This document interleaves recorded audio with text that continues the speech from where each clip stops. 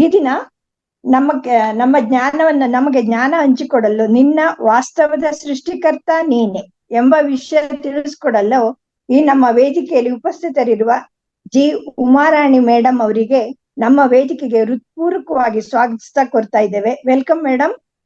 Thank you madam, thank you. ಈಗ ನಿಮ್ಮ ಕಾರ್ಯಕ್ರಮ ಮುಂದುವರಿಸಬೇಕು ಅಂತ ಕೇಳ್ಕೊಳ್ತಾ ಇದ್ದೀನಿ. Okay madam, thank you.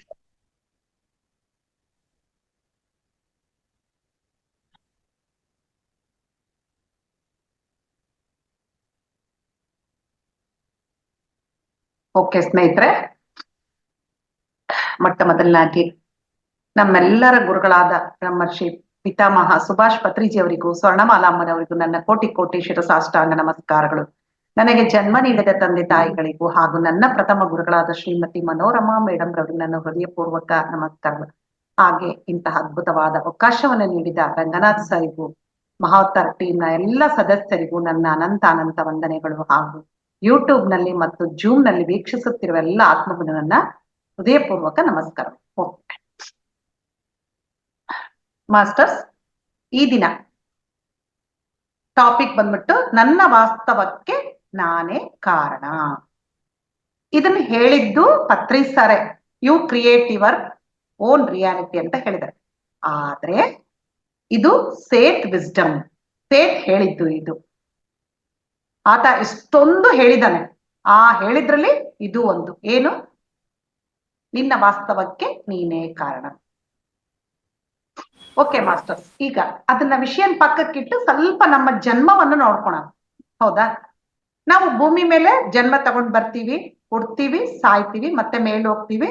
ಇದೇ ಜನನ ಮರಣ ಚಕ್ರಗಳ ನಡುವೆ ತಿರುಗ್ತಾ ಇರ್ತೀವಿ. ಹೌದಾ, ಆದ್ರೆ ಕೆಳಗಡೆ ಬರುವಾಗ ಅಂದ್ರೆ ಭೂಮಿ ಮೇಲೆ ಜನ್ಮ ತಗೊಳ್ಳುವಾಗ ಭಗವಂತ ಮೇಲೆ ಇದ್ದಾಗ ಕೆಲವು ಒಪ್ಪಂದಗಳನ್ನ ನಮ್ಮ ಜೊತೆ ಮಾಡ್ಕೊಂಡಿರ್ತಾನೆ. ನೀನು ಹೋಗಿ ಇಂತಹ ಸಾಧನೆಗಳನ್ನು ಮಾಡ್ಬೇಕು, ನಿನ್ನ ಸಂಕಲ್ಪ ಇದು, ನಿನ್ನ ಪರ್ಪಸ್ ಆಫ್ ಲೈಫ್ ಇದು ಅಂತೇಳಿ ಎಲ್ಲವನ್ನು ನಮಗೆ ಹೇಳ್ಬಿಟ್ಟು ಸಾಕಷ್ಟು ಶಕ್ತಿ ಜ್ಞಾನ ಕೊಟ್ಟು ಕಳಿಸಿರ್ತಾನೆ. ಆದ್ರೆ ನಾವೇನ್ ಮಾಡ್ತೀವಿ, ಈ ಭೂಮಿಗೆ ಬಂದ ಮೇಲೆ ಈ ಮಾಯೆಗೆ ಒಳಗಾಗಿ ಎಲ್ಲವನ್ನು ಮರ್ತು ಬಿಡ್ತೇವೆ. ಆದ್ರೆ ಮೇಲೆ ಆತ್ಮ ಸ್ವರೂಪದಲ್ಲಿ ಇರ್ತೀವಲ್ಲ, ಅದು ಅವಾಗ ಗೊತ್ತಿರುತ್ತೆ ನಮಗೆ. ಆದ್ರೆ ಕೆಳಗಡೆ ಬಂದ ತಕ್ಷಣ ಎಲ್ಲ ಮರ್ತು ಹೋಗ್ಬಿಡ್ತೀವಿ, ಬಿಟ್ಟು ಜೀವನ ನಡೆಸ್ತಿರ್ತೀವಿ. ಆಮೇಲೆ ಎಲ್ಲ ರಾಗ ದ್ವೇಷಗಳಿಗೆ ಒಳಗಾಗಿ ಜೀವನ ನಡೆಸ್ತಾ ಇರ್ತೀವಿ. ಎಷ್ಟು ಸ್ವಾರ್ಥ ಸಹಿತವಾಗಿ ಜೀವನ ನಡೆಸ್ತೀವಿ ಅಂದ್ರೆ ಕೊನೆವರೆಗೆ, ಅಂದ್ರೆ ಕೊನೆಗಳಿಗೆ ಇಲ್ಲಿ ಅವಾಗ ಜ್ಞಾನೋದಯ ಆಗುತ್ತೆ. ಅವಾಗ ನೋ ಯೂಸ್, ಏನ್ ಮಾಡಿದ್ರು ಬರಲ್ಲ, ಜೀವನ ಕಳೆದೋಗಿದ್ದು. ಅದಕ್ಕೆ ಧ್ಯಾನ ಸಾಧನೆ ಮಾಡ್ತಾ ಮಾಡ್ತಾ ನಮ್ಮ ಒಂದು ಆತ್ಮವನ್ನು ಎಚ್ಚರಿಸ್ಕೊಂಡು ಆತ್ಮ ಉದ್ಧಾರ ಮಾಡಿಕೊಂಡು ನಮ್ಮ ಪರ್ಪಸ್ ಆಫ್ ಲೈಫ್ ಏನು ಅಂತ ನಾವು ತಿಳ್ಕೊಂತ ಹೋದಾಗ ಆಗ ನಾವು ಒಂದು ಒಳ್ಳೆ ಜೀವನ ನಡೆಸಕ್ಕೆ ಆಗುತ್ತೆ. ಓಕೆ, ಇದು ನಮಗೆಲ್ಲ ಸಾಕಷ್ಟು ಜ್ಞಾನ ಕೊಟ್ಟಿದ್ದಾರೆ ಪತ್ರಿಜಿ ಗುರುಗಳೆಲ್ಲ. ನೀನ್ ಈ ತರ ಇರ್ಬೇಕು, ಈ ತರ ಮಾಡು, ಈ ತರ ಧ್ಯಾನ ಮಾಡು, ಈ ತರ ಸ್ವಾಧ್ಯಾಯ ಮಾಡು, ಈ ತರ ಸತ್ಸಂಗ ನಡೆಸು ಅಂತ. ಆದ್ರೆ ಇಲ್ಲಿ ನಾವು ಒಂದು ವಿಷಯ ನೆನ್ಪಿಟ್ಕೋಬೇಕು. ಧ್ಯಾನ ಮಾಡ್ತಾ ಇರ್ತೀವಿ, ಎಷ್ಟೋ ವರ್ಷಗಳಿಂದ ಆಗಿರ್ಬೋದು, ದಿನಗಳಿಂದ ಆಗಿರ್ಬೋದು, ತಿಂಗಳಗಳಿಂದ ಆಗಿರ್ಬೋದು, ಆದ್ರೆ ಯಾವುದೂ ಪ್ರಯೋಜನ ಇರಲ್ಲ ಒಂದೊಂದ್ಸಲ. ಆದ್ರೆ ಏನಾಯ್ತು, ಇದು ಯಾಕೆ ಈ ತರ ಆಗ್ತಾ ಇದೆ ಅಂತ ನಾವ್ ಅನ್ಕೊಂತೀವಲ್ಲ. ಆದ್ರೆ ಕೆಲವ್ರು ಏನ್ ಮಾಡ್ತಾರೆ, ಏನ್ ಧ್ಯಾನ ಬಿಡಪ್ಪ, ಏನು ಇದ್ರಲ್ಲಿ ಸೇರಿದ್ರು ಕೂಡ ಯಾವುದೇ ಒಂದು ಪ್ರಯೋಜನ ಕಾಣ್ತಾ ಇಲ್ಲ ಅಂತೇಳಿ ಬಿಟ್ಟವರು ಉಂಟು. ಇನ್ನು ಕೆಲವರು ಇರ್ಲಿ ಮಾಡ್ಕೋತಾ ಹೋಗೋಣ, ಏನಾಗುತ್ತೋ ನೋಡೋಣ ಅಂತ ಮಾಡಿದವರು ಇದ್ದಾರೆ. ಆದ್ರೆ ಇದಕ್ಕೆಲ್ಲ ಕಾರಣ ಮತ್ತೆ ಎಲ್ಲಿ ತೋರಿಸ್ಬೇಕಂದ್ರೆ ಮತ್ತೆ ನಾವೇ ನಮ್ಮ ಕಡೆ ಬೆಟ್ಟು ನಾವೇ ತೋರಿಸ್ಕೊಳ್ಳಬೇಕು.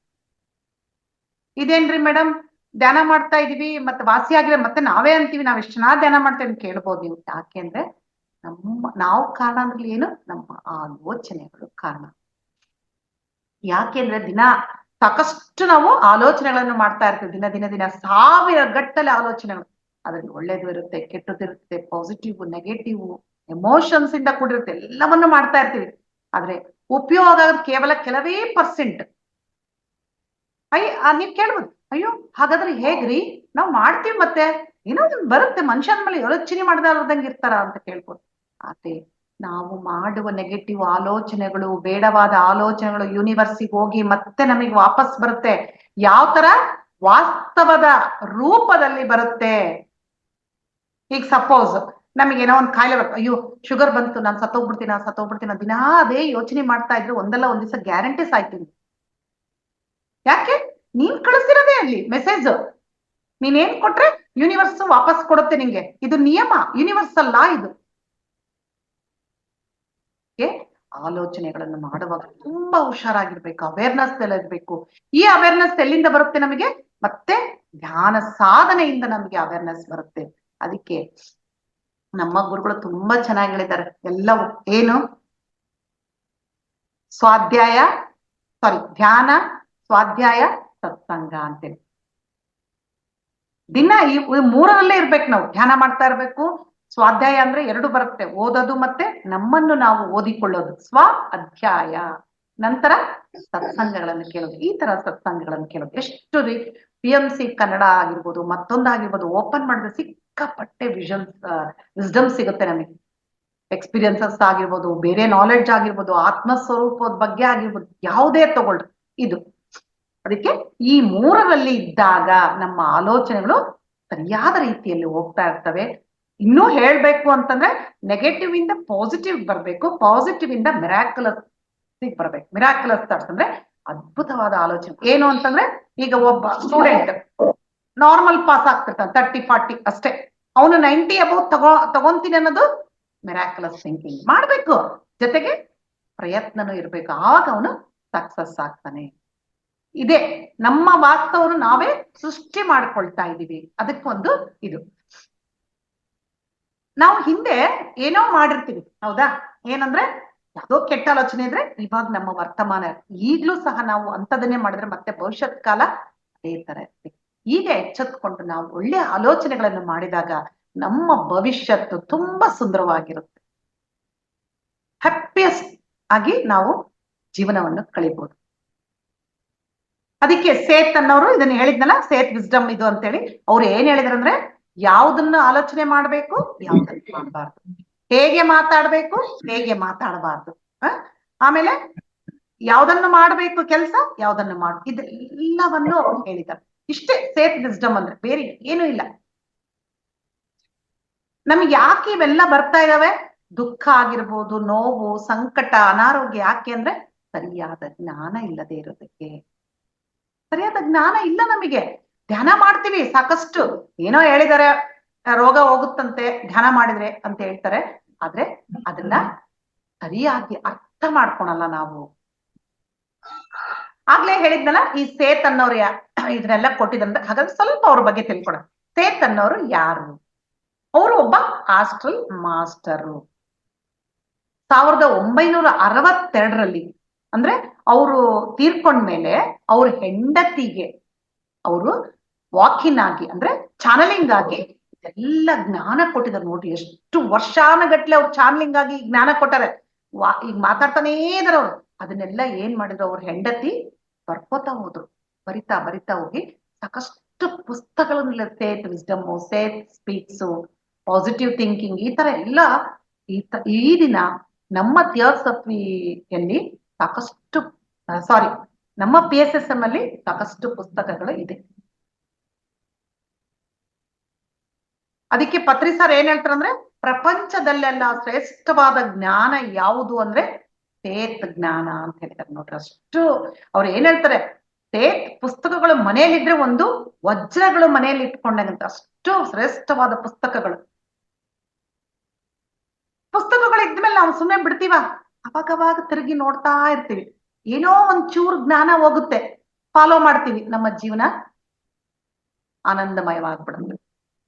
ಅದಕ್ಕೆ ಸರ್ ಇನ್ನೂ ಒಂದ್ ಹೇಳ್ತಾರೆ, ನಮ್ಮ ಪಿರಮಿಡ್ PSSM ನಲ್ಲಿ 2 ಇದಾವಂತೆ, ಒಂದು ಧ್ಯಾನ ಯೋಗ, ಒಂದು ಜ್ಞಾನ ಯೋಗ.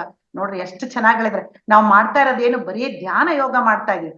ಜ್ಞಾನ ಯೋಗ, ಧ್ಯಾನ ಯೋಗ ಮಾಡಿದ್ರೆ ಏನಾಗುತ್ತೆ, ನಮ್ಮ ಮನಸ್ಸು ಖಾಲಿ ಆಗುತ್ತೆ, ಸ್ವಚ್ಛವಾಗುತ್ತೆ, ಹೌದಾ? ಆಗ ಏನಾಗುತ್ತೆ, ನಾವು ಆಲೋಚನಾ ರಹಿತ ಸ್ಥಿತಿಯಲ್ಲಿ ಇರ್ತೀವಿ, ನಾಡಿ ಮಂಡಲ ಶುದ್ಧೀಕರಣ ಆಗುತ್ತೆ, ವಿಶ್ವಶಕ್ತಿ ನಮ್ಮ ಒಳಗೆ ಎಂಟರ್ ಆಗುತ್ತೆ. ಇದು ಧ್ಯಾನ ಯೋಗದಿಂದ. ಆದ್ರೆ ಜ್ಞಾನ ಯೋಗದಿಂದ ಏನಾಗುತ್ತೆ ಅಂದ್ರೆ, ಬುದ್ಧಿ ಕುಶಲತೆಯನ್ನು ಹೊಂದುತ್ತೆ, ಶುದ್ಧಿ ಮಾಡ್ಕೊಳ್ತೀವಿ, ಸರಿಯಾದ ಮಾರ್ಗದಲ್ಲಿ ಆ ಬುದ್ಧಿಯನ್ನು ಇಡ್ತೀವಿ. ಅದಕ್ಕೆ ಅಂತ ನೋಡಿ, ಏನಾದ್ರೂ ಕೆಲಸ ಮಾಡ, ಅಯ್ಯೋ ಇವನ್ ಬುದ್ಧಿ ಏನಾಗಿದೆ, ವಿಪರೀತವಾಗಿ ಆಡ್ತಾ ಇದ್ದಾನೆ, ಯಾಕೆ ಇವನ್ ಬುದ್ಧಿ ಸರಿ ಇಲ್ಲ ಅಂತ ಹೇಳಿ. ಅದೇ ಸರಿಯಾದ ಮಾರ್ಗದಲ್ಲಿ ಬುದ್ಧಿಯನ್ನು ಇಡುವುದೇ ಜ್ಞಾನ ಯೋಗ.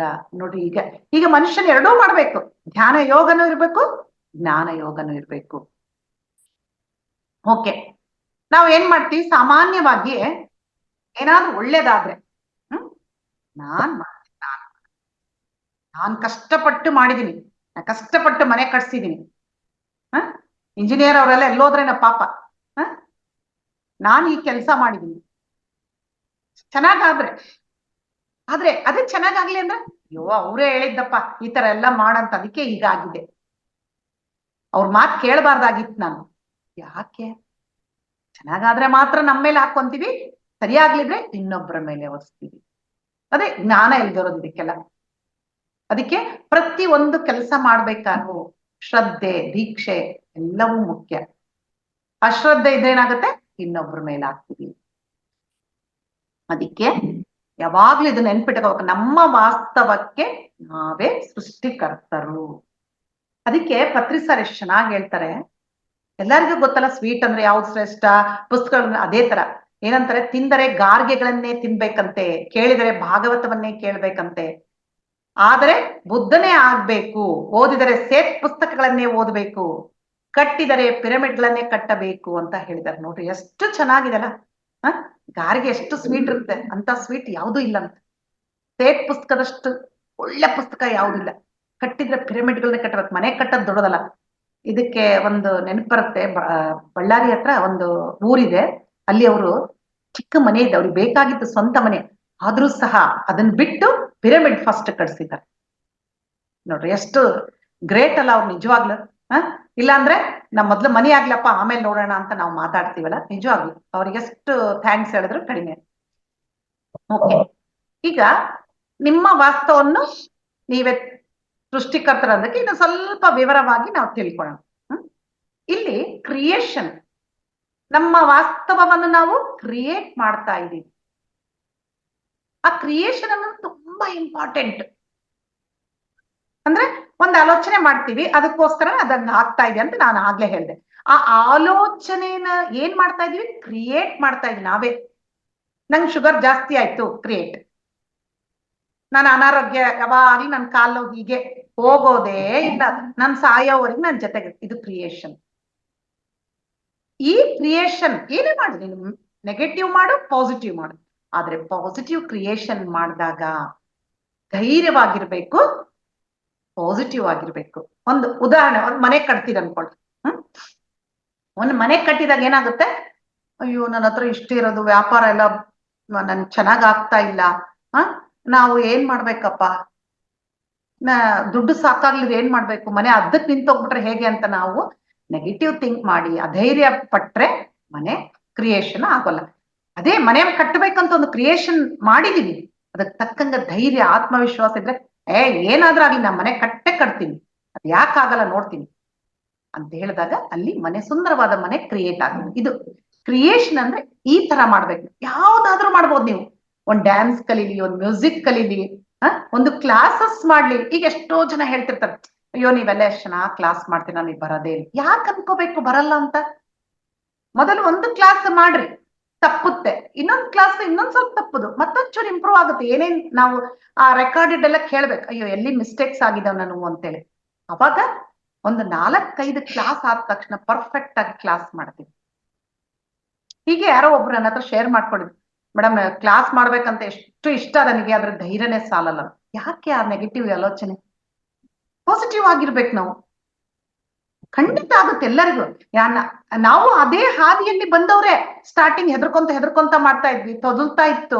ಆದ್ರೆ ಈಗ ಗುರುಜಿ ದಯದಿಂದ ಪರ್ಫೆಕ್ಷನ್ ಬಂದತ್ ನಮಗೆ. ಹಾಗೆ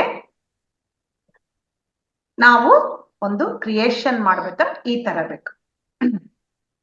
ನಂತರ ಇದಕ್ಕೆ ಒಂದೇ ಒಂದು ಉದಾಹರಣೆ ಹೇಳ್ತೀನಿ. ನಾನು ಸುಮಾರು ಕ್ಲಾಸಸ್ ನಲ್ಲಿ ಹೇಳಿರ್ತೀನಿ, ಆದ್ರೂ ನಂಗೆ ಇಷ್ಟ ಇದನ್ನ ಹೇಳಕ್ಕೆ. ಏನಂದ್ರೆ ಸ್ಕೂಟರ್ ಕಲಿಯೋದು. ನಾನು 50 ವರ್ಷ ಆದ್ಮೇಲೆ ಸ್ಕೂಟರ್ ಕಲಿಬೇಕಂತ ನನಗೆ ಇಷ್ಟ ಆಯ್ತು, ತುಂಬಾ ಇಷ್ಟ ಆಯ್ತು. ಯಾಕೆ ಅವಾಗ ಬಂತು ನನಗೂ ಗೊತ್ತಿಲ್ಲ.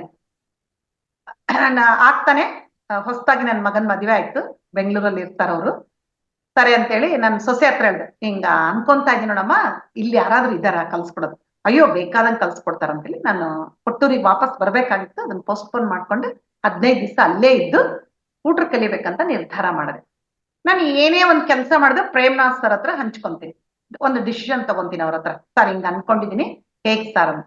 ಅಯ್ಯೋ చాలా ಮಂಚಿದಮ್ಮ, ನೇರ್ಚ್ಕೋ, ಕಲಿ ನೀನು, ಆದ್ರೆ ಒಂದ್ ಸಂಕಲ್ಪ ಇಟ್ಕೋ ಅಂತ ಹೇಳಿ. ಏನ್ ಸರ್ ಹೇಳ್ರಿ ಅಂತ. ನನ್ನ ಈ ಸ್ಕೂಟರ್ ಕಲಿಕೆ ಧ್ಯಾನ ಪ್ರಚಾರಕ್ಕೆ ಉಪಯೋಗವಾಗಬೇಕು. ನೋಡ್ರಿ ಎಷ್ಟು ಸುಂದರವಾದ ಸಂಕಲ್ಪ ಅಲ್ಲ.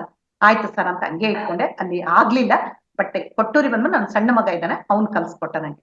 ಇವತ್ತು ಆರಾಮಾಗಿ ಎಲ್ಲಿ ಹೋಗ್ಬೇಕಂದ್ರೂ ನಮ್ದು ಊರು ಹೊರಗಿದೆ ಮನೆ, ಸ್ಕೂಟ್ರಲ್ಲಿ ಹೋಗ್ತೀನಿ.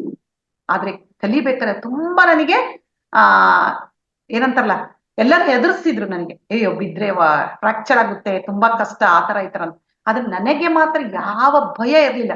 ನನ್ನ ಜೊತೆ ಮಾಸ್ಟರ್ಸ್ ಇದ್ದಾರೆ, ನಾನು ಅವ್ರಿಗೋಸ್ಕರ, ಅವರ ಕೆಲ್ಸಕ್ಕೋಸ್ಕರ ನಾನು ಕಲಿತಾ ಇರೋದು ಅಂತೇಳಿ ನಾನು ಆತರ ನಿರ್ಧಾರ ಮಾಡಿದೆ. ಬಿದ್ದಿದ್ದೀನಿ ಸಾಕಷ್ಟು ಸಲ, ಆದ್ರೆ ಯಾವುದೇ ಒಂದು ಚೂರು ಗಾಯನೂ ಆಗಿಲ್ಲ ನನಗೆ. ನೋಡ್ರಿ, ಒಂದು ಒಳ್ಳೆ ಇಂಟೆನ್ಷನ್ ಇಟ್ಕೊಂಡಾಗ ನಾವು ಅದಕ್ಕ ಕಾರ್ಯವನ್ನು ಶುರು ಮಾಡಿದಾಗ ಮಾಸ್ಟರ್ಸ್ ನಮ್ ಜೊತೆ ಇದಾರೆ. ಇದಕ್ಕಿಂತ ದೊಡ್ಡ ಉದಾಹರಣೆ ಇಲ್ಲ ನನ್ನ ಜೀವನದಲ್ಲಿ ನಡೆದ. ಖುಷಿ ಆಗುತ್ತೆ ನನಗೆ. ಎಷ್ಟೋ ಜನ ಹೆದರ್ತಾರೆ, ಅಯ್ಯೋ ಹೆದರಿಕೆ ಆಗುತ್ತಪ್ಪ, 2 ವೀಲರ್ಸ್ ಓಡಿಸ್ಬೇಕಾದ್ರೆ ನೀವ್ ಹೆಂಗ್ ಹೊಡಿತೀರ ಅನ್ನೋದು.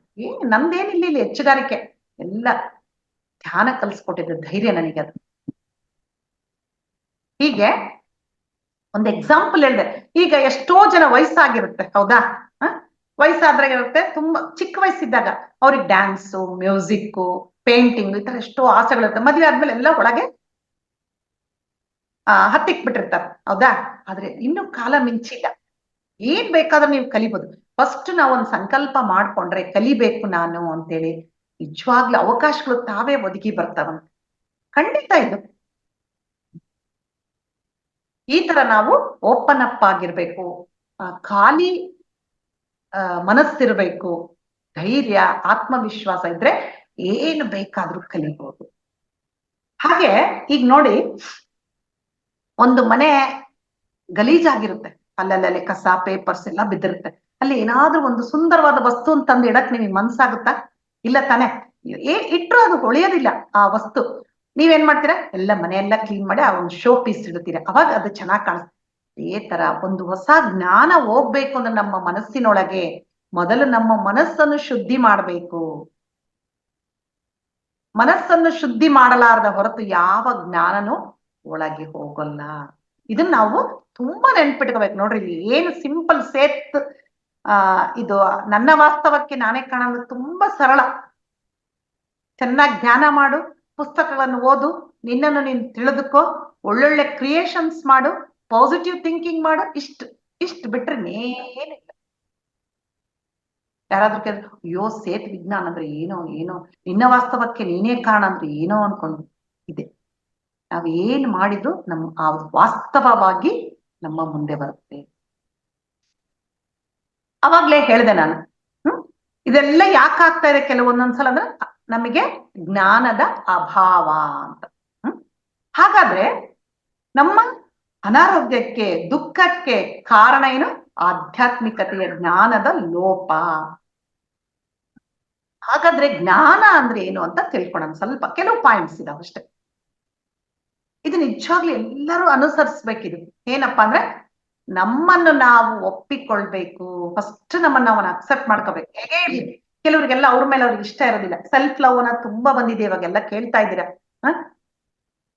ಅಯ್ಯೋ ನಾನು ದಪ್ಪ ಇದ್ದೀನಪ್ಪ, ಸ್ವಲ್ಪ ಕಪ್ಪಗಿದ್ದೀನಿ ನಾನು, ನನ್ ಸರಿ ಕೂದಲು ಚೆನ್ನಾಗಿಲ್ಲ ನಂದು ಅಂತ ಕನ್ನಡಿ ನೋಡ್ಕೊಂಡೋಗ್ಬೇಕಾದ್ರೆ ಇಷ್ಟಪಟ್ಟು ಕನ್ನಡಿನೇ ನೋಡ್ಕೊಳಲ್ಲ ನಾವ್. ಎಷ್ಟೋ ಜನ ಬೇಕಾಬಿಟ್ಟಿ ನೋಡ್ಕೊಂತೀವಿ. ಅದಲ್ಲ, ನಮ್ಮನ್ನ ನಾವು ಪ್ರೀತಿಸ್ಬೇಕು, ಒಪ್ಪಿಕೊಳ್ಬೇಕು. ಹೇಗೆ ಇದ್ರು ಯು ಆರ್ ಗ್ರೇಟ್ ಅಂತ ಹೇಳಿ ಒಪ್ಕೊಂತೀವಿ. ಅವಾಗ ಏನ್ ಕೆಲಸ ಮಾಡಿದ್ರೆ ಶಬಾಷ್ ಅಂತ ಹೇಳ್ಬೇಕು. ನೀನ್ ಬಹಳ ಗ್ರೇಟ್, ತುಂಬಾ ಚೆನ್ನಾಗಿ ಕಾಣಿಸ್ತಾ ಇದೀಯ ನೀನು. ಈ ತರ ನಮ್ಮನ್ನ ನಾವು ಒಪ್ಪಿಕೊಳ್ಬೇಕು. ಅಷ್ಟೇ ಅಲ್ಲ, ನಮ್ಮ ಜೊತೆ ಇರೋರ್ನ, ಫ್ಯಾಮಿಲಿ ಮೆಂಬರ್ಸ್ನ ಕೂಡ ಒಪ್ಪಿಕೊಳ್ಬೇಕು. ಎಷ್ಟೋ ಜನ ಫ್ಯಾಮಿಲಿ ಮೆಂಬರ್ಸ್ನ ಒಪ್ಪಿಕೊಳಲ್ಲ. ಈವನ್ ಮುಂಚೆ ಆದ್ರೆ ಗಂಡ ಹೆಂಡತಿ ಆದ್ರೂ ಜೊತೆಗಿರ್ತಾರ ಅನ್ಕೊ, ಈಗ ಗಂಡ ಹೆಂಡತಿನೂ ಜೊತೆಗಿರೋದಿಲ್ಲ. ಸಾಕಷ್ಟು ಡೈವರ್ಸ್ ಕೇಸ್ಗಳನ್ನ ನೋಡ್ತಿರ್ತೀವಿ. ಯಾಕೆ? ಒಪ್ಕೊಳಕ್ ಆಗ್ತಾ ಇಲ್ಲ ಅವ್ರನ್ನ, ಆಸ್ ಇಟ್ ಈಸ್ ಅಕ್ಸೆಪ್ಟ್ ಮಾಡಕ್ ಆಗ್ತಾ ಇಲ್ಲ ಅವ್ರನ್ನ. ಯಾಕೆ? ತಲೆ ಒಳಗ್ ತುಂಬ್ಕೊಂಡಿರ್ತಾರೆ, ನನ್ ಗಂಡ ಹೀಗೆ ಇರ್ಬೇಕು, ನನ್ ಹೆಂಡತಿ ಇರ್ಬೇಕು, ನನ್ನ ಅತ್ತೆ ಹೀಗೆ ಇರ್ಬೇಕು, ನನ್ ಸೊಸೆ ಹೀಗೆ ಇರ್ಬೇಕು. ಸ್ವಲ್ಪ ಹೆಚ್ಚು ಕಡಿಮೆ ಆದ್ರೂ ಅಲ್ಲ, ಇವಳು ನನ್ ಸೊಸೆ ಆಗಕ್ ಲಾಯಕ್ಕಿಲ್ಲ, ಇವ್ರು ನನ್ನ ಅತ್ತೆಪ್ಪ ಏನ್ ಕಾಡಿಸ್ತಾರಪ್ಪ ಬರೀ ಅಂತಾನೇ ಇರ್ತಾರೆ. ಹೀಗೆ ಎಲ್ಲವನ್ನು ಆಗ್ತೀವಿ, ಒಪ್ಪಿಕೊಳ್ಳಕ್ಕೆ ರೆಡಿ ಇರೋದಿಲ್ಲ. ಅದೇ ಒಪ್ಕೊಂಡ್ರೆ ಏನಾಗ್ತದೆ, ಇರ್ಲಿ ಬಿಡು ನಮ್ಮ ಅತ್ತೆ ತಾನೇ ಅನ್ನೋದು, ನಮ್ ತಾಯಿ ಸಮಾನ, ಏನಾಯ್ತು ಒಂದ್ 4 ಮಾತು ಅಂದ್ರೆ ಅವರು ಚೇಂಜ್ ಆಗ್ತಾರ ಅವಾಗ. ನೋಡ್ರಿ, ನಮ್ಮನ್ನ ಒಪ್ಕೋಬೇಕು, ಫ್ಯಾಮಿಲಿ ಮೆಂಬರ್ಸ್ ಒಪ್ಕೊಳ್ಬೇಕು, ಕೊನೆಗೆ ಪರಿಸ್ಥಿತಿಗಳನ್ನು ಒಪ್ಕೊಳ್ಬೇಕು. ಯಾವ್ದು ಪರಿಸ್ಥಿತಿ? ಒಂದು ರೋಗ ಬರುತ್ತೆ. ಎಷ್ಟೋ ಜನ ಧ್ಯಾನ ಮಾಡ್ತಿರ್ತಾರೆ, ಯಾವ್ದಾದ್ರು ಕಾಯಿಲೆ ಬಂದ್ರೆ ಒಪ್ಕೊಳ್ಳೋದಿಲ್ಲ. ನೋಡ್ರಿ ಬೇಕಾದ್ರೆ, ನಾನ್ ಧ್ಯಾನ ಮಾಡ್ತಾ ಇದ್ದೀನಿ, ಯಾಕೆ ಬಂತಿದು, ನನಗ್ ಬರಬಾರ್ದಾಗಿತ್ತು. ಸುಳ್ಳದು. ಮಾಸ್ಟರ್ಸ್ ನಿನ್ನ ಕರ್ಮವನ್ನು ಹೊರಗಡೆ ಹಾಕೋಕೆ ಆ ಕಾಯಿಲೆಗಳನ್ನು ಬರೆಸ್ತಾರೆ. ನಂತರ ನಾವು ಮಾಡುವ, ಈಗ ಹೇಳಿದ್ನಲ್ಲ, ಏನ್ ಆಲೋಚನೆ ಮಾಡ್ತೇವೆ ವಾಸ್ತವ ರೂಪದಲ್ಲಿ ಕಾಯಿಲೆಗಳಾಗಿ ನಮಗ್ ಬರುತ್ತೆ. ಅಯ್ಯೋ ನನಗೆ ಕ್ಯಾನ್ಸರ್ ಬಂತು, ಅಯ್ಯೋ ನಂಗೆ ಶುಗರ್ ಬಂತು, ಅಯ್ಯೋ BP ಬಂತು, ಅಯ್ಯೋ ಮೊಣಕಾಲ್ ನೋವು ಬಂತು. ಒಪ್ಕೋ, ಏನ್ ತಪ್ಪಿದೆ, ಆಯ್ತು ಇದು ಕಾಯಿಲೆ ಬಂತ, ಆಯ್ತು ಹೋಗಲಾಡ್ಸ್ಕೊಳೋಣ. ಧ್ಯಾನ ಮಾಡ್ತಿದೀವಲ್ಲ ನಾವು, ಹೋಗಲಾಡ್ಸ್ಕೊಳೋಣ. ಟ್ಯಾಬ್ಲೆಟ್ಸ್ ಇದಾವೆ, ಥಾಟ್ಸ್ ಇದಾವೆ, ಪಾಸಿಟಿವ್ ಆಲೋಚನೆ ಮಾಡೋಣ. ಅದೇನ್ ಮಾಡುತ್ತೆ, ಓಡೋಗ್ಬಿಡುತ್ತೆ ನಮ್ಮನ್ ಬಿಟ್ಟು. ಈ ತರ ಇದ್ದಾಗ, ಒಪ್ಪಿಕೊಂಡಾಗ ಏನಾಗ್ತದೆ, ನಾವು ಅದು ನಿಜವಾದ ಜ್ಞಾನ. ನಮ್ಮನ್ನ ಒಪ್ಕೋಬೇಕು, ಬೇರೆಯವ್ರನ್ನ ಒಪ್ಕೋಬೇಕು, ಪರಿಸ್ಥಿತಿಗಳನ್ನು ಒಪ್ಕೋಬೇಕು. ಇಷ್ಟು ಮಾಡ್ಬೇಕು ನಾವು. ನೆಕ್ಸ್ಟ್, ನಾವು ಮಾಡುವ ಕೆಲಸಗಳಿಗೆ ಕರ್ಮ ಸಿದ್ಧಾಂತ ಕೆಲಸ ಮಾಡೇ ಮಾಡುತ್ತೆ ಅನ್ನೋ ಒಂದು ಅವಗಾಹನೆ ಇರ್ಬೇಕು ನಮಗೆ. ಏನೇ ಮಾಡಿದ್ರೆ ನಡೀತಂತ ಕೆಲವ್ರು ಇರ್ತಾರೆ ನೋಡು, ಎಂತ ಕೆಟ್ಟ ಕೆಲ್ಸಗಳನ್ನ ಮಾಡ್ತಿರ್ತಾರೆ. ಕೆಟ್ಟ ಕೆಲಸ ಮಾಡದಿದ್ರು ಕೂಡ ಒಬ್ರ ಮನಸ್ಸನ್ನು ನೋಯಿಸೋದಾಗ್ಲಿ, ಏನೇ ಮಾತಾಡ್ದ ಅದು ಯಾವತ್ತೂ ಹೋಗಲ್ಲ. ತುಂಬಾ ಅಂತಿರ್ತಾರ, ಅವ್ರ ಸೊಸೆ ಅತ್ತೆ, ಅವ್ರ ಅತ್ತೆ ಕೂಡ ಹಂಗೆ ಕಾಡಿಸ್ತಾ ಇದ್ರು, ಅದಕ್ಕೆ ಸೊಸೆನೂ ಕಾಡಿಸ್ತಾ ಇದ್ದಾಳೆ, ಇವ್ರು ಕಾಡಿಸಿದ್ರು ಅದಕ್ಕೆ ಅಂತೀವಲ್ಲ ನಾವಲ್ಲ. ಅದೇ ಕರ್ಮ ಸಿದ್ಧಾಂತ, ಎಲ್ಲೂ ಹೋಗಲ್ಲ. ನೀನು ಮಾಡಿದ್ದು ನೀನು ಉಣ್ಣಲೇಬೇಕು. ಆ ಒಂದು ಎಚ್ಚರಿಕೆ ನಮ್ಮಲ್ಲಿ ಇದ್ರೆ ನಾವು ಯಾವುದೇ ತಪ್ಪು ಮಾಡಕ್ಕೆ ರೆಡಿ ಇರೋದಿಲ್ಲ. ಇಲ್ಲ, ನಮ್ಮ ಕರ್ಮನ ಅನುಭವಿಸಕ್ ನಾವು ರೆಡಿ ಆಗಿರ್ಬೇಕು. ನಂತರ ಇದು ಒಂದು ಪಾಯಿಂಟ್. ನಂತರ ಇನ್ನೊಂದು ಪಾಯಿಂಟ್ ಅಂದ್ರೆ, ಈಗ ಕೆಲವರಿಗೆ ಒಂಥರ ಮೂಢನಂಬಿಕೆಗಳಿರ್ತಾವ. ಒಂದು ಅವರ ಮೂಲ ಸ್ವಭಾವ ಆಗಿರ್ಬೋದು, ನಂಬಿಕೆ, ಪ್ಯಾಟ್ರನ್ಸ್, ಥಾಟ್ ಪ್ಯಾಟ್ರನ್ಸ್, ಏನಾದ್ರೂ ಹೇಳ್ರಿ. ಒಂದೇ ಎಕ್ಸಾಂಪಲ್ ಕೊಡ್ತೀನಿ, ಅವ್ನು ಚೇಂಜ್ ಮಾಡ್ಕೋಬೇಕು. ನಾ ಒಂದು ಎಕ್ಸಾಂಪಲ್ ಕೊಡ್ತೀನಿ. ಸಪೋಸ್ ಹೆಣ್ಮಕ್ಳು ಕತ್ಲಾದ್ಮೇಲೆ ಹೊರಗಡೆ ಹೋಗ್ಬಾರ್ದು ಅಂತಿರು. ತಪ್ಪು ಕಲ್ಪನೆ ಅಲ್ಲ ಅದು. ಆತರ ಮಾಡಿ ಎಷ್ಟೋ ಜನರನ್ನ ನೀನು ಹೊರಗಡೆ ಅಡ್ಡಾಡಬಾರ್ದು ಅಂತ ಮನೇಲಿ ಕಟ್ಟ ಹಾಕ್ತಾರೆ, ಕೆಲ್ಸಕ್ಕೂ ಕಳ್ಸೋದಿಲ್ಲ. ಇದು ತಪ್ಪು. ಇದು ಇನ್ನೊಂದು, ಗಂಡಸರು ಮನೆ ಕೆಲಸ ಮಾಡಬಾರ್ದು, ಅಡಿಗೆ ಮಾಡಬಾರ್ದು ಅಂತ ಕೆಲವರಿಗೆ ಇರ್ತದೆ, ತುಂಬಾ ಇರುತ್ತೆ ಕೆಲವರಿಗೆ ಗಂಡಸರಿಗೆ. ಇದು ತಪ್ಪು. ಇದು ಒಂಥರ ಏನಂತಾರ, ಮೂಢನಂಬಿಕೆ, ಮೌಢ್ಯತೆ, ರಾಂಗ್ ಪ್ಯಾಟರ್ನ್ ಇದು. ಈಗ ಹೆಣ್ಣು ಗಂಡು ಇಬ್ಬರು ಸರಿಸಮಾನರು, ಇಬ್ರು ಕೆಲ್ಸಕ್ಕೆ ಹೋಗ್ತಾರೆ, ಇಬ್ರು ಕೆಲಸಗಳನ್ನ ಹಂಚಿಕೊಂಡು ಮಾಡಿದಾಗ ಅಲ್ಲಿ ಕೆಲಸ ಬೇಗ ಬೇಗನೆ ಮುಗಿಯುತ್ತೆ. ಅದಕ್ಕೋಸ್ಕರ ನಾವು ಸರಿಯಾದ ಜ್ಞಾನ ಏನಂದ್ರೆ, ನಮ್ಮ ಮೂಲ ಸ್ವಭಾವವನ್ನು, ಓಲ್ಡ್ ಪ್ಯಾಟರ್ನ್ಸ್ ಅನ್ನು ಬದಲಾಯಿಸ್ಕೊಳ್ಬೇಕು. ಹೀಗೆ ನಾವು ರೆಡಿ ಇರ್ಬೇಕು. ನೆಕ್ಸ್ಟ್ ಇನ್ನೊಂದು ಪಾಯಿಂಟ್, ನಾವು ಪುರೋಗತಿಗೆ ಅಂದ್ರೆ ಗ್ರೋತಿಗೆ ಸದಾ ಸಿದ್ಧರಾಗ. ಏನ್ ಗ್ರೋತು? ಆತ್ಮದ ಪುರೋಗತಿ. ನಾವು ಭೂಮಿ ಮೇಲೆ ಹುಟ್ಟಿರೋದೇ ಅದಕ್ಕೆ, ಆತ್ಮದ ಪುರೋಗತಿಗೆ, ಆತ್ಮ ಸಾಕ್ಷಾತ್ಕಾರ, ಡೆವಲಪ್ಮೆಂಟ್ ಆಫ್ ಸೋಲ್ ಅಂತ ಹೇಳ್ತೀವಿ. ಅದಕ್ಕೋಸ್ಕರ ಇಲ್ಲಿ ಬರೆಯೋದು ಪಾಠ ಕಲಿಯಕ್ಕೆ. ಪಾಠ ಕಲ್ತಾಗೆಲ್ಲ ನಮ್ಮ ಆತ್ಮ ಬೆಳೀತಾ ಹೋಗುತ್ತೆ.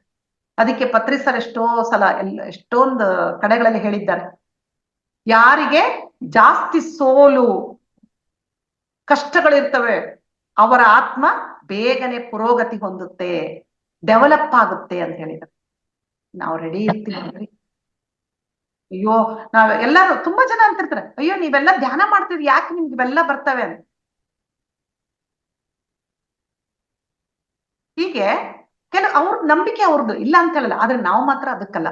ಏನೇ ಬರ್ಲಪ್ಪ, ಓಕೆ ಮಾಸ್ಟರ್ಸ್ ನನಗೆ ಇದನ್ನ ಪರೀಕ್ಷೆ ಮಾಡ್ತಾರೆ, ಅವ್ರಿಗೆ ಹೇಳ್ಬೇಕು, ಮಾಸ್ಟರ್ಸ್ ನೀವು ಪರೀಕ್ಷೆ ಮಾಡ್ತೀರಾ, ಅದು ಗೆಲ್ಲೋ ಶಕ್ತಿ ನನ್ನಲ್ಲಿ ಇದೆ, ನೀವೇ ಗೆಲ್ಲಿಸ್ರಿ ಅಂತ ಅವ್ರಿಗೆ ಒಂದು ಶರಣಾಗತಿ ಆಗ್ಬಿಡ್ಬೇಕು ನಾವ. ಅವಾಗ ಅವರೇ ಎಲ್ಲ ನೋಡ್ಕೊಂತಾರೆ.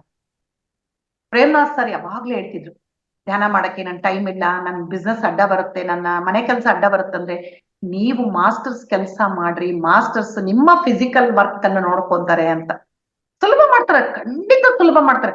ನನಗೆ ಎಷ್ಟೋ ಅನುಭವ ಆಗಿದೆ. ಇವಾಗ ಹೇಳಿದ್ರೆ ಅದು ಸಮಯ ಇಲ್ಲ ಈಗ. ಸಾಕಷ್ಟು ನಮ್ ಕೆಲಸದವರ ವಿಷಯದಲ್ಲಿ ಕೂಡ ಅದು ನನಗೆ ಅನುಭವಕ್ಕೆ ಬಂದಿದೆ. ಎಷ್ಟು ಖುಷಿ ಆಗ್ತದೆ, ನಮ್ಮ ಜೊತೆಗೆ ಇದಾರೆ ನಮ್ ಗುರುಗಳು, ನಮಗೆ ಸದಾ ಸಹಾಯ ಮಾಡ್ತಾ ಇದ್ದಾರೆ.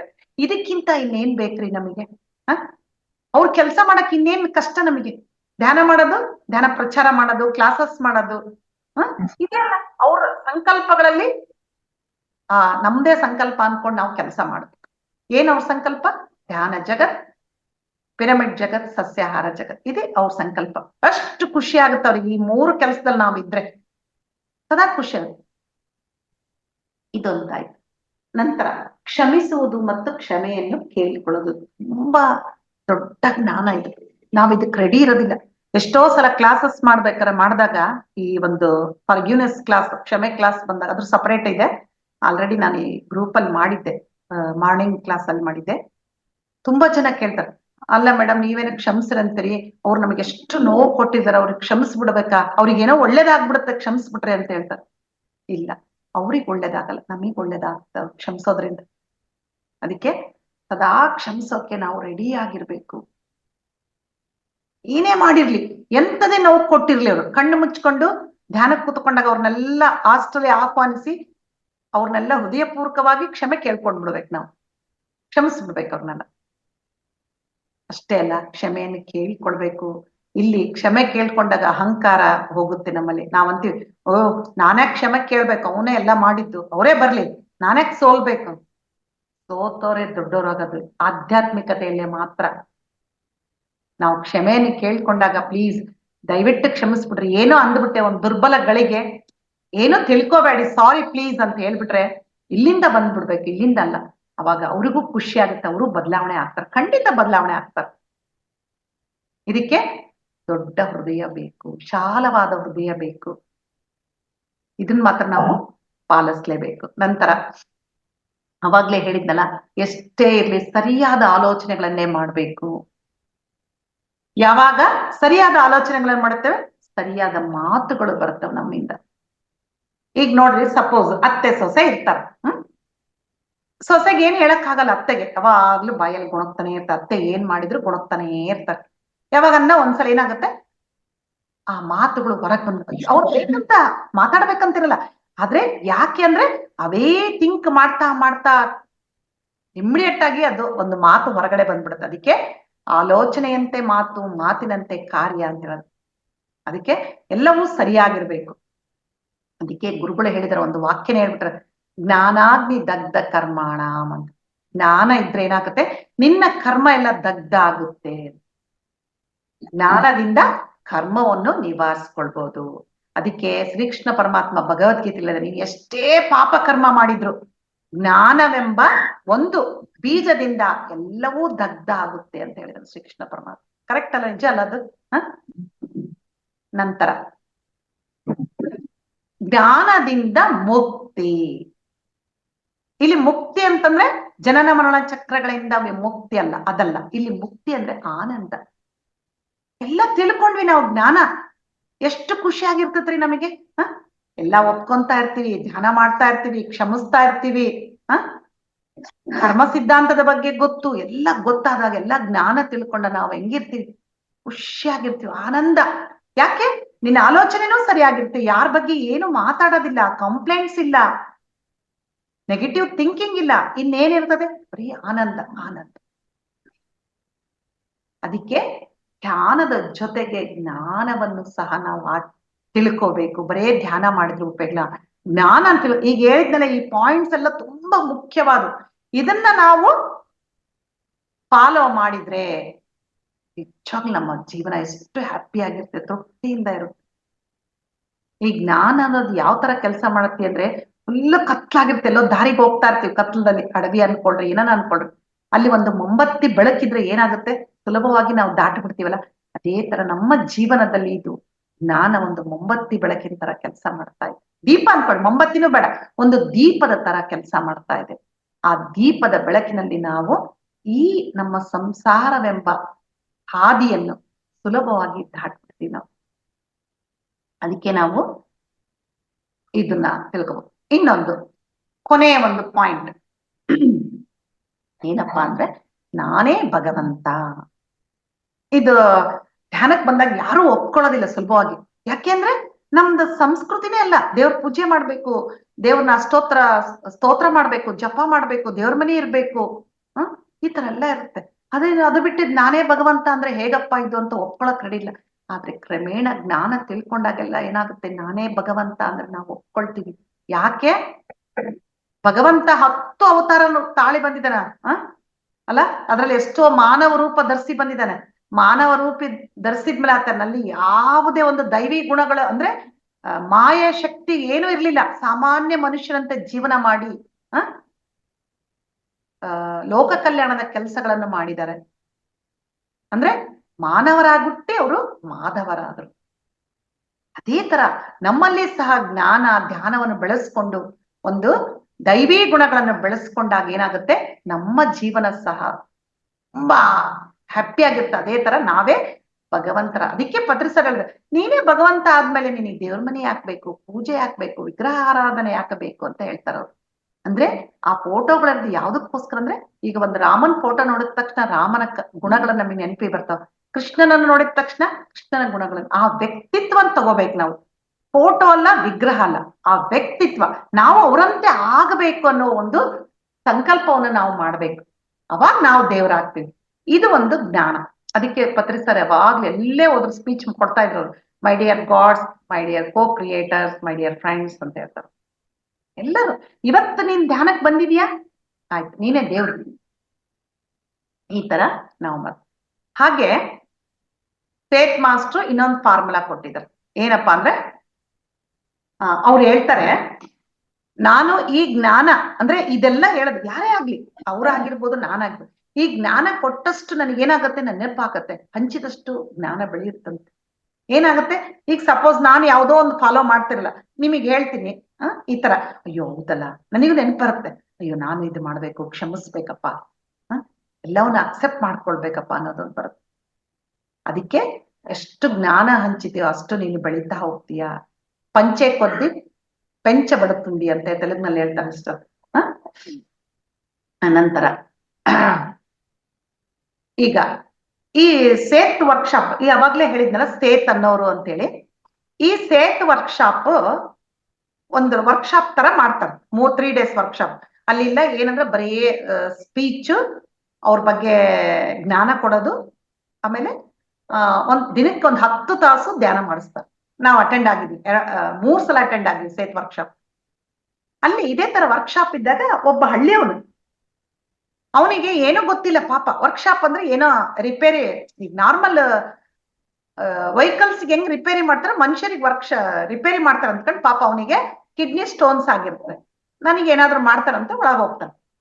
ಅಲ್ಲಿ ಆ ವರ್ಕ್ಶಾಪ್ ಅಲ್ಲಿ ಏನ್ ಹೇಳ್ತಾರೆ ಅಂದ್ರೆ, ನೀನ್ ಏನ್ ಅಂದುಕೊಂಡ್ರೆ ಅದು ಆಗುತ್ತೆ ಅಂತ ಹೇಳ್ತಾರೆ. ಫಸ್ಟ್ ಹೇಳೋದು ಅದನ್ನೇ. ಸರಿ ಅಂತೀವಿ, ನನ್ ಕಿಡ್ನಿ ಸ್ಟೋನ್ ಹೋಗ್ಬೇಕು, ನನ್ ಕಿಡ್ನಿ ಸ್ಟೋನ್ ಹೋಗ್ಬೇಕು ಅಂತ ಅನ್ಕೊಂತಾನೆ ಇರ್ತಾನೆ. ಸರಿ, ಮೀಲ್ಸ್ ಟೈಮ್ ಆಗುತ್ತೆ, ಆಫ್ಟರ್ನೂನ್ ಮೀಲ್ಸ್ ಟೈಮ್. ಅವನು ವಾಶ್ರೂಮಿಗೆ ಹೋಗ್ತಾನೆ. ಅವನು ವಾಶ್ರೂಮಿಗೆ ಹೋದಾಗ ಅವನು 3-4 ಕಿಡ್ನಿ ಸ್ಟೋನ್ಸ್ ಹೊರಗಡೆ ಬರ್ತಾವ. ನಿಜವಾಗ್ಲಿ ಇದು ನಡೆದ ವಿಚಾರ ಇದು. ಅಂದ್ರೆ ಅವನಲ್ಲಿ ಯಾವುದೇ ಲಾಜಿಕ್ ಇರ್ಲಿಲ್ಲ, ಇದು ಆಗುತ್ತಾ ಇಲ್ಲ, ನಂಗೆ ಅನ್ಕೊಂಡ್ಬಿಟ್ರೆ ಆಗ್ಬಿಡುತ್ತಾ ಅಂತೇಳಿ. ಆದ್ರೆ ಅವ್ನು ಬಲವಾಗಿ ನಂಬಿದ್ದ, ಓಹೋ ಇದನ್ನ ಹೇಳಿದಾರೆ, ಹಿಂಗೆ ಮಾಡ್ಕೋಬೇಕು, ಇದು ಗ್ಯಾರಂಟಿ ಆಗುತ್ತೆ, ವರ್ಕೌಟ್ ಆಗುತ್ತೆ ಅಂತ ನಂಬಿದ್ದ. ಅವನಿಗೆ ಅಲ್ಲಿ ರಿಸಲ್ಟ್ ಕೊಡ್ತಾರೆ. ಅದಕ್ಕೆ ನಾವು ಏನೇ ಹೇಳಿದ್ರೆ ಲಾಜಿಕ್ ಮೈಂಡ್ ಉಪಯೋಗಿಸ್ಬಾರ್ದು, ಮಾಡ್ಬೇಕು. ಈ ತರ ನಾವು ಹೆಚ್ಚೆಚ್ಚು ತಿಳ್ಕೊಂಡಾಗ ಜ್ಞಾನಿಗಳಾಗ್ತಾ ಹೋಗ್ತೀವಿ. ಧ್ಯಾನ ಜೊತೆಗೆ ಜ್ಞಾನ ಎಲ್ಲವೂ ನಮ್ಮಲ್ಲಿ ಇರ್ತಾ ಹೋಗುತ್ತೆ. ಅದಕ್ಕೆ ಸ್ನೇಹಿತರೆ, ಯಾವತ್ತು ಯಾವುದೇ ಒಂದು ಕ್ಲಾಸ್ ಕೇಳಿ ನಾವ್ ಏನ್ ಮಾಡ್ಬೇಕು, ಏನ್ ಹೇಳಿದಾರೆ ಇವತ್ತು ಕ್ಲಾಸ್ ನಲ್ಲಿ. ತುಂಬಾ ಜನರು ಏನ್ ಮಾಡ್ತಾರೆ, ಅಬ್ಬಾ ಇವತ್ತು ಏನ್ ಚೆನ್ನಾಗಿ ಹೇಳಿದ್ರು ಮೇಡಮ್ ಅದಲ್ಲ. ನಾವು ಎಷ್ಟು ತಗೊಂಡಿದೀವಿ ದಿನನಿತ್ಯ ನಮ್ಮ ಜೀವನದಲ್ಲಿ, ಇದನ್ನು ಎಷ್ಟು ಅಳವಡಿಸ್ಕೊಂಡು, ಅದು ತುಂಬಾ ಮುಖ್ಯ. ಅದ್ರ ಬದಲು ಈ ಅಂತಲ್ಲ, ಅದಕ್ಕೆ ದೊಡ್ಡ ಈ ಕಡೆ ಕಿವಿ ಕೆಳದು, ಈ ಕಡೆ ಕಿವಿ ಬಿಡೋದಂತಲ್ಲ, ಅದು ಮಾಡಬಾರ್ದು ನಾವು. ಸ್ಪಿರಿಚುಯಾಲಿಟಿ ಅನ್ನೋದೇ ನಮ್ಮ ಫಿಸಿಕಲ್ ಲೈಫ್ ಅಲ್ಲಿ ಹೆಲ್ಪ್ ಆಗೋಕೆ. ಆ ಸ್ಪಿರಿಚುಯಾಲಿಟಿಯಲ್ಲಿ ಪಡೆದ ಜ್ಞಾನವನ್ನು ನಮ್ಮ ದೈನಂದಿನ ಜೀವನದಲ್ಲಿ ಅಳವಡಿಸ್ಕೊಂಡು ಮುಂದೆ ಉತ್ತಮ ಮಾರ್ಗದಲ್ಲಿ ಹೋಗ್ಬೇಕು, ಆನಂದಮಯವಾಗಿ ಜೀವನ ಕಳಿಬೇಕು. ಇದೇ ಇರೋದು ಸ್ಪಿರಿಚುಯಾಲಿಟಿ ಅಂದ್ರೆ. ಅದೇನು ಬೇರೆ ಎಲ್ಲೇ ಇಲ್ಲ. ಅದಕ್ಕೆ ಪತ್ರಿ ಸರ್ ಎರಡು ಈಕ್ವಲ್ ಮಾಡಿದ್ದಾರೆ. Spirituality 50%, physical life 50%. ಎರಡನ್ನೂ ತೂಗಿಸ್ಕೊಂಡು ಹೋಗನೆ ನಿಜವಾದ ಧ್ಯಾನಿ ಅಂತ. ಓಕೆ ಮಾಸ್ಟರ್ಸ್, ಇಷ್ಟು ಹೇಳೋಕೆ ನಂಗೆ ಅವಕಾಶ ಮಾಡಿ ಕೊಟ್ಟಂತ ಪತ್ರಿಜಿ ಗುರುಗಳಿಗೆ ನನ್ನ ಅನಂತ ಧನ್ಯವಾದಗಳು. ಹಾಗೆ ರಂಗನಾಥ್ ಸರಿಗೂ, ಮಹಾತರ ಟೀಮ್ ಎಲ್ಲ ಕಾರ್ಯಕರ್ತರಿಗೂ ನನ್ನ ಅನಂತ ಧನ್ಯವಾದ. ಎಲ್ಲ ಮಾಸ್ಟರ್ಸಿಗೂ ಧ್ಯಾನಿಗಳಿಗೂ ನನ್ನ ಹೃದಯಪೂರ್ವಕ ಧನ್ಯವಾದಗಳು. Thank you. ಮೇಡಮ್, ನಮ್ಮ ವಾಸ್ತವಕ್ಕೆ ನಾವೇ ಕಾರಣ. ಒಳ್ಳೆ ಆಲೋಚನೆ ಮಾಡ್ಬೇಕು, ಮತ್ತೆ ನೆಗೆಟಿವ್ ಇಂದ ಪಾಸಿಟಿವ್ ಬರ್ಬೇಕು ಅಂತ ಚೆನ್ನಾಗಿ ಹೇಳ್ಕೊಟ್ರಿ. ಧ್ಯಾನ ಮಾರ್ಗ ಮತ್ತೆ ಜ್ಞಾನ ಮಾರ್ಗ ಎರಡು ತುಂಬಾ ಚೆನ್ನಾಗಿ ಹೇಳ್ಕೊಟ್ರಿ ಮೇಡಮ್. ತುಂಬಾ ಥ್ಯಾಂಕ್ಸ್. ನೀವ್ ಹೇಳ್ದಂಗೆ ನಾನು 50 ವರ್ಷದ ಮೇಲೆ ಸ್ಕೂಟಿ ಇದನ್ನ ಹೊಡೆಯೋದ್ ಕಲ್ತಿದ್ದೀನಿ ಮೇಡಮ್. ಮತ್ತೆ ಈ ದಿವಸ ಕಾರ್ಯಕ್ರಮನ ಅಶ್ವಿನಿ ಅವ್ರು ನಡ್ಸ್ಕೊಡ್ತಾ ಇದ್ರು. ಅವ್ರೀಗ ಅನಾನುಕೂಲ ಕಾರಣದಿಂದ ನೀವು ಮಾಡ್ತೀರಾ ಅಂದ್ರು. ನಾನ್ ನನ್ನ ಜೀವನದಲ್ಲಿ ಈಗ 60 ವರ್ಷದ ನಂತರ ಇದೇ ಫಸ್ಟ್ ನಿರೂಪಣೆ ಮಾಡ್ತಾ ಇರೋದು. ಆಯ್ತು ಅಂತ ಒಪ್ಕೊಂಡೆ. ಗೊತ್ತಿಲ್ಲ, ಅದೇ ಫಸ್ಟ್ ಮಾಡ್ತಾ ಇರೋದು. ಅಡ್ಡಿಲ್ಲ, ಮಾಡ್ಕೊಡ್ತೀನಿ ಅಂತ ನಡ್ಸ್ಕೊಡ್ತೀನಿ ತಂದೆ. ಅದೇನ್ ತಪ್ಪಾಗ್ತದ್ಯೋ ಮೇಡಮ್ ಕ್ಷಮಿಸ್ಬೇಕು. ಏನು ತಪ್ಪಿಲ್ಲ ಮೇಡಮ್, ಎಲ್ಲಾರು ಕಲಿಯೋಕ್ ಬಂದಿರೋರೆ, ಎಲ್ಲರೂ ಒಂದೇ, ಯಾರು ಹೆಚ್ಚಿಲ್ಲ ಕಡಿಮೆ ಇಲ್ಲ. ತುಂಬಾ ಚೆನ್ನಾಗಿ ಹೇಳ್ಕೊಟ್ರೆ ಧನ್ಯವಾದಗಳು ಮೇಡಮ್. ಈಗ 10 ನಿಮಿಷ ಪ್ರಶ್ನೋತ್ತರ ಕಾರ್ಯಕ್ರಮ ಇರ್ತದೆ ಮೇಡಮ್. Okay madam. ಯಾರು ಕ್ವಶನ್ ಕೇಳ್ತೀನಿ, ನನ್ಗೂ ನೋಡ್ತೀನಿ ನಾನು. 1 ನಿಮಿಷ ಮೇಡಮ್. Okay madam.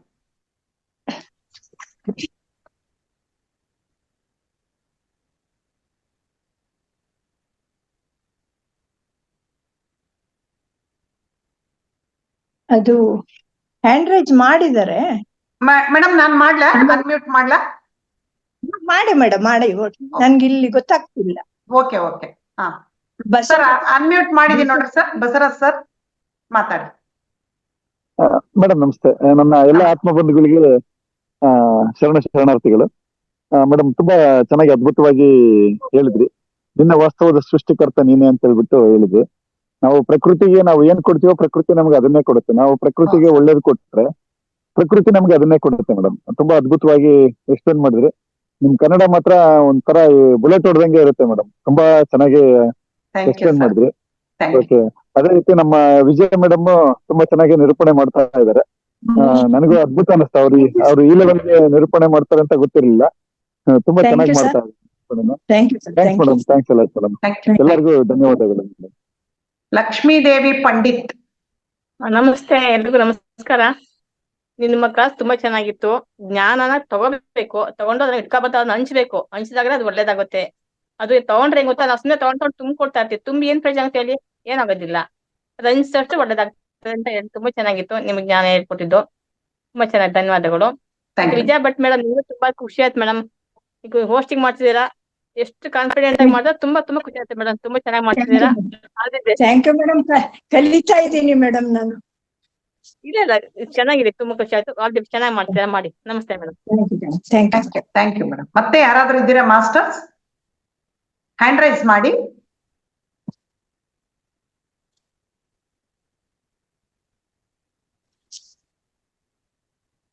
ಮೇಡಮ್ ಯಾರಿಲ್ಲ ಅನ್ಸುತ್ತೆ. ಯಾರು ಇಲ್ಲ ಅನ್ಸ್ತದೆ ಮೇಡಮ್. ಓಕೆ, ಕ್ಲಾಸ್ ಮುಗಿಸೋಣ. Okay madam. ಓಕೆ ಮೇಡಮ್, ತುಂಬಾ ಧನ್ಯವಾದಗಳು ಮೇಡಮ್. ಇಲ್ಲಿವರೆಗೆ ಬಂದು ನಮಗೆ ಒಳ್ಳೆ ಜ್ಞಾನವನ್ನು ಹಂಚ್ಕೊಟ್ಟಿದ್ದೀರಿ.